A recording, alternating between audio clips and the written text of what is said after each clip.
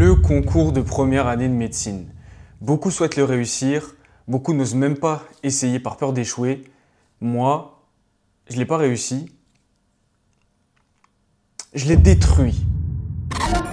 C'est son moment, c'est son moment. Je vous prie d'accueillir Chanalis Céliane.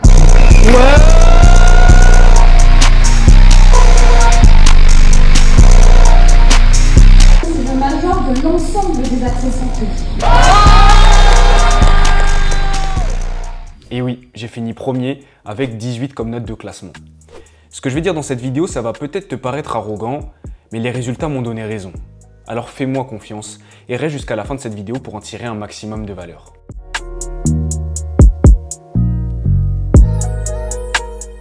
J'ai pas réussi ce concours parce que j'étais plus intelligent que les autres. J'ai réussi ce concours parce que j'ai décidé que j'allais le réussir. Il faut savoir que quand je suis arrivé dans cette première année de médecine, j'ai jamais envisagé un plan B. J'ai jamais laissé de place au doute. La seule finalité qui était envisageable pour moi, c'était de me retrouver à la fin de mon année avec la liberté de choisir la filière que je voulais. Et pour ce faire, fallait être le meilleur. C'est une année dans laquelle on est en compétition directe avec les autres étudiants. Et donc le réflexe logique des étudiants, justement, c'est de se comparer aux autres. Moi, j'ai fait tout l'inverse. Pour que deux personnes se comparent, il faut que dans un domaine particulier, les deux personnes aient un niveau similaire. Si je dois te donner un exemple, on va pas comparer Messi et Ousmane Dembélé. Bien qu'Ousmane Dembélé soit très fort, le niveau est incomparable. Ils ne mangent pas à la même table. Eh bien moi, instinctivement, je suis parti de ce même principe.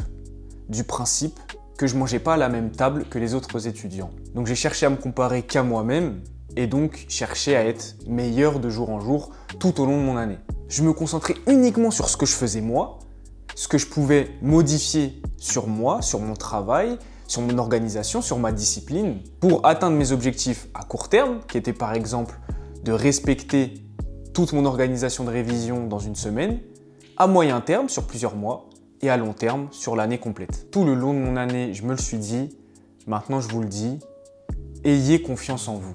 Soyez sûr que vous allez réussir, soyez certain que vous obtiendrez ce pourquoi vous vous battez. Le plus difficile dans la première année de médecine, c'est pas les cours, c'est pas les révisions, c'est pas les examens, c'est savoir se couper de toute distraction pendant plusieurs mois. Oui, il faut être prêt à renoncer à beaucoup de plaisir.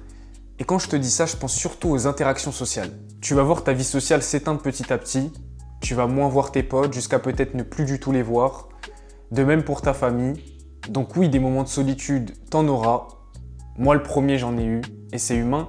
Mais à partir du moment où tu sais que c'est temporaire et surtout que tu sais pourquoi tu fais tout ça, pourquoi tu te bats, c'est justement là que tu vas savoir transformer ce vide en énergie pour charbonner encore plus. Et là, je te sors une phrase que j'ai écrite en écrivant ce script.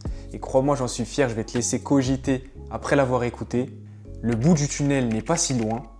Alors quand tu apercevras la lumière, il faudra être fier de ce que tu as pu traverser dans le noir.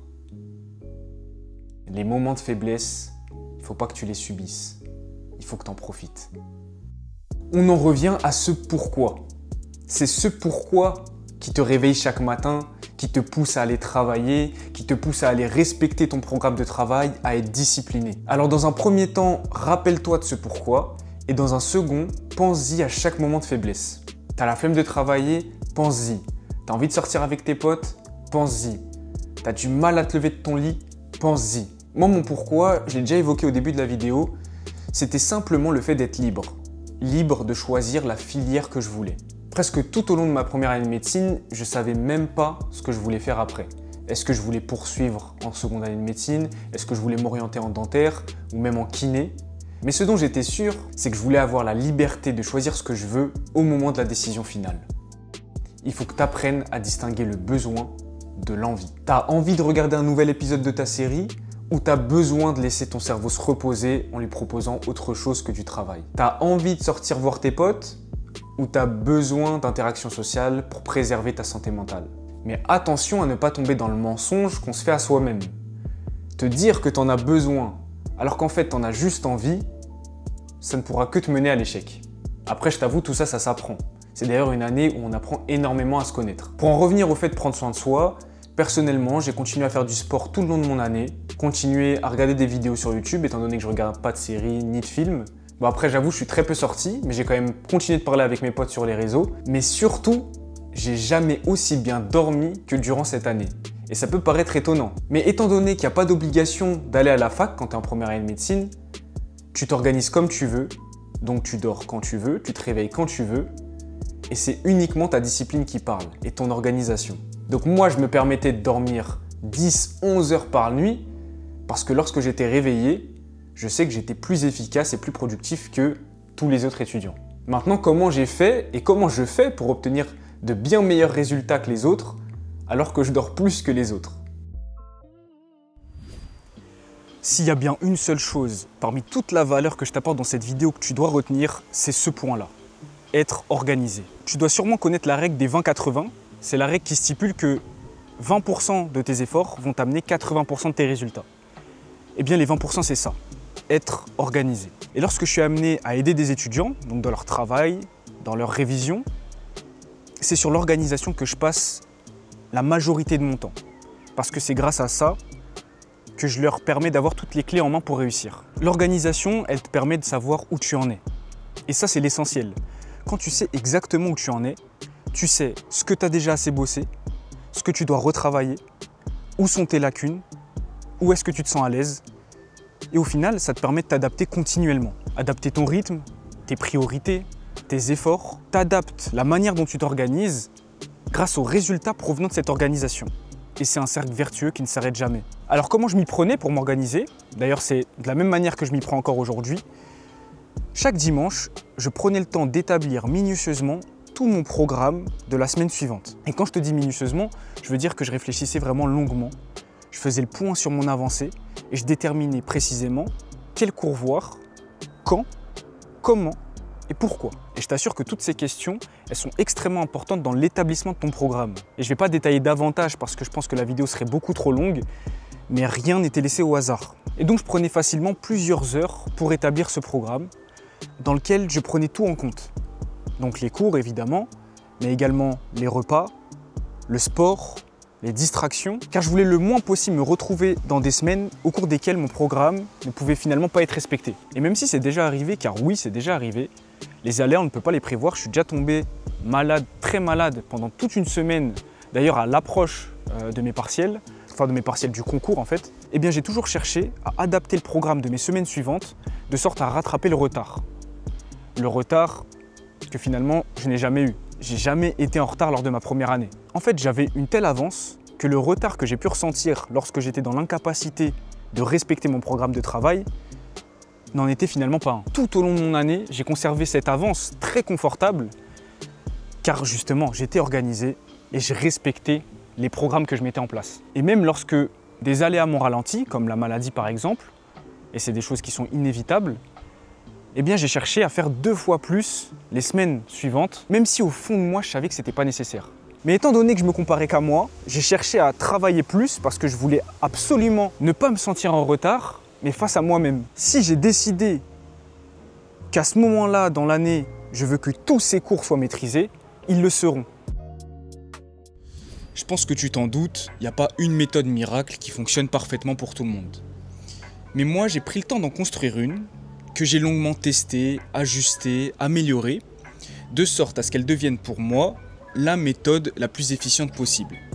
J'insiste sur le fait que ce soit pour moi, bien que je pense sincèrement que ce soit également le cas pour la plupart des étudiants qui l'appliquent correctement évidemment. Cette méthode, je l'utilise encore aujourd'hui, c'est celle qui me permet de passer le moins de temps sur un cours afin de le maîtriser parfaitement. Alors concrètement, comment je m'y prenais?